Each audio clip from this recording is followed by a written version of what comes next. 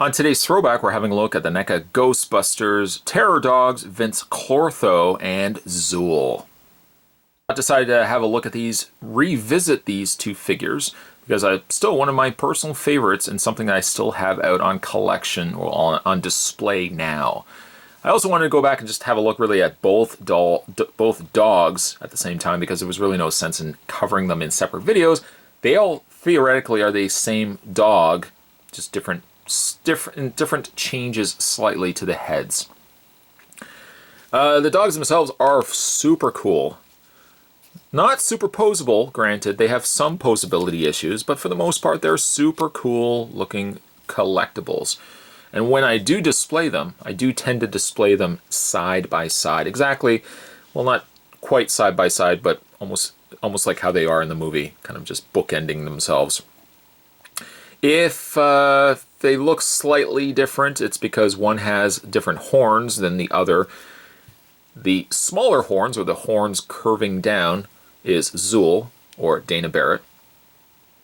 And the easiest way I try to remember this by is because she would be the female terror dog, she'd have smaller horns, whereas the bull, like the animal bull, would have larger horns. Essentially would be the same with Vinz Clortho. But the sculpt on them is very cool. NECA didn't do a lot of Ghostbuster releases.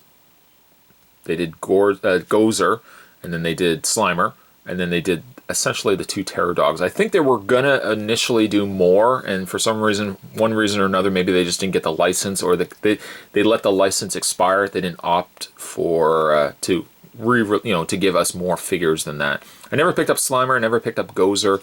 It would be kind of cool to go back and pick those up, but a lot of these NECA figures, especially the Terror Dogs, if you look on eBay, aftermarket, they are super expensive.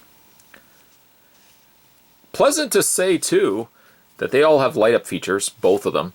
To operate the light-up features, you press the tail. I can say, after years of having these on display, then I packed them away, then I brought them out, then I packed them away, their eyes still light up after all this time. I don't know what they're using. Maybe it's Duracell, but the eyes still light up.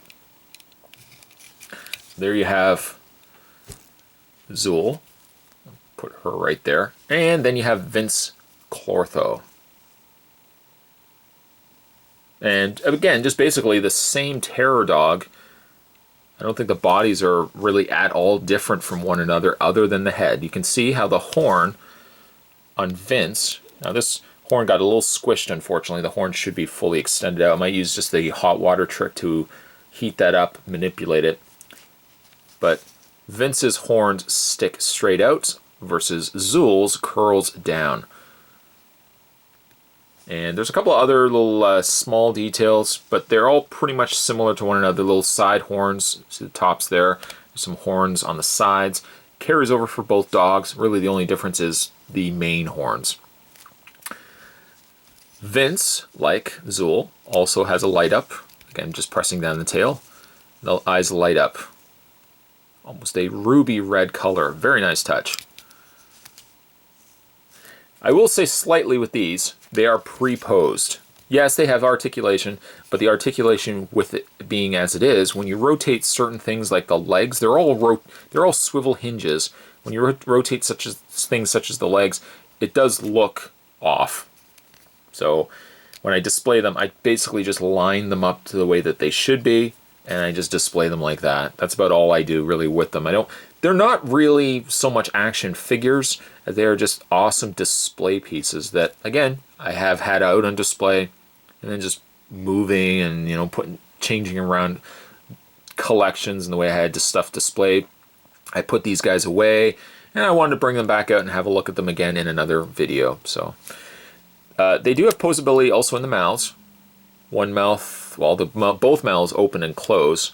And I find sometimes when I had these on display last time, I kept one mouth open and I kept the other mouth closed just to kind of distinguish so they looked different enough from one another. All the wrinkle sculpts that they put in the neck area. There's the underbelly. There's where the battery compartment is, right in there. My guess is probably like LR44 batteries inside. I have yet to change them. again, testament of time. Those batteries have held up quite well.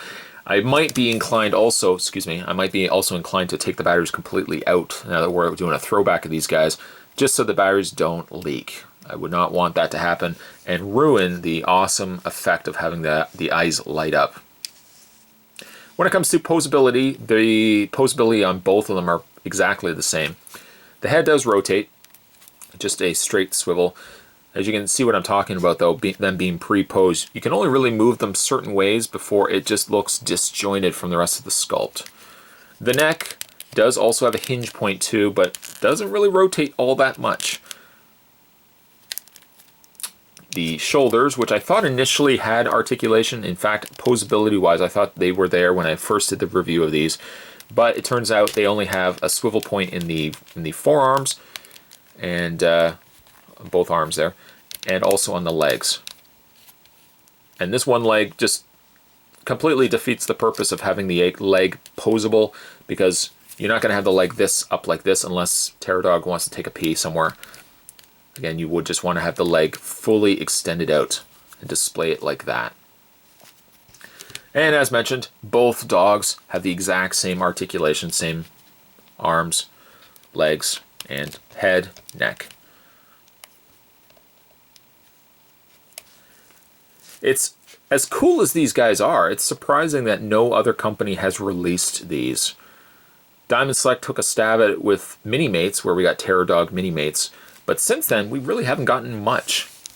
Now that Diamond Select also has reacquired the Ghostbuster property from, their spin with the Mini-Mates, let's hope above and beyond the Ghostbusters, we get Gozer, we are getting Slimer, let's hope also we get Pterodogs. Superposable Pterodogs, sign me up. In the meantime though, the reliable fallback, I would say, if you can find these guys, is pick up the NECA versions. However, expect to pay a lot for these.